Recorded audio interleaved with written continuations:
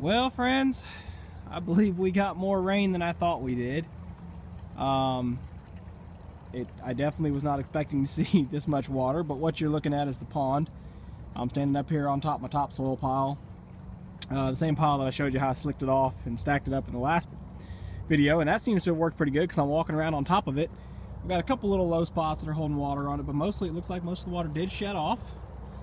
But we got a lot more water out here than before. All that water standing in the trees there wasn't there the other day, so we got several inches of rain. We must have, and I think we finally reached our max capacity. But the pond is full once again, so got a lot of pump work to do. But let me show you what happened here.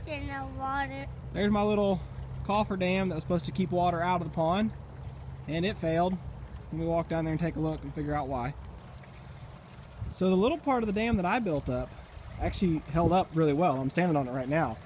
Unfortunately, it snuck around on me. So the water cut this channel over here coming around, and you know, it hasn't rained for probably, I guess it just stopped raining last night, but water's still running in. Still running in. And that sucks. I really wish I had the time right now. I'd run over here and somehow try to plug this hole up. I don't even have a shovel though to try to. But still running in here. Still running in back there at the top of the hole. But you can see I stopped something anyway. I stopped a little bit. That kept out. But this really is a shame because all the material that was in here means all that dirt washed in too. And I don't know if this held up, and then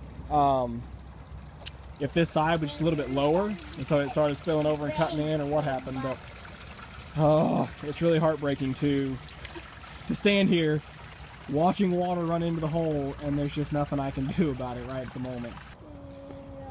We did finally get a breach here too. I've been waiting for it because I didn't want it to happen, but all this water running here finally leaked over from this top side of the pond, and that's my fault because I should have never dug this out.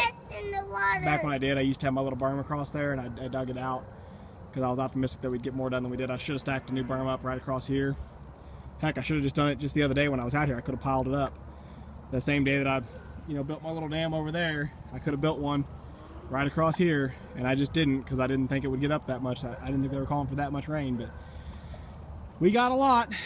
So let's walk over and see what the house area looks like. Okay, so here we are standing on the opposite corner. Normally I stand over there and talk to y'all and show you things. So the pond is over here on the right. Pardon the glare of the sun, I'm sorry, but you can see that our original dirt road into the pond right there is above grade. So we've got a puddle right here just because it's a little bit lower, and then into the house area. Now, I know, looking at the clods of dirt, that house area, clods of dirt, that the house area is really only a couple inches of water this time, not like over a foot like it was before. So that's really good.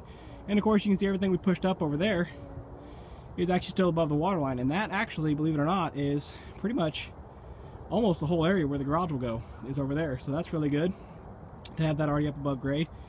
But I've definitely need to get the pumps in here. Definitely got some work to do again. Okay, well, I couldn't resist myself. I had to make one repair because I was here anyway. This is that original little ditch that I dug out and built the berm on the opposite side. Well, when I did the digging back here, I breached that levee. So I had water coming in my ditch and then cutting across right here and running back over and into the pond. So I just grabbed the excavator real quick, shoveled up some mud over here and stacked it up just to basically make a new levee. And where I'm standing right here, we're up, about a foot from dirt that we pushed out a long time ago. So that should fix that issue. I've still got water that breached back over there in the pond area, but it's too wet all through here for me to get to it without my mats. I don't have time to lay out mats. So let's run over real quick. I'll show you what the house and road cut looks like. Well, just one last little bit.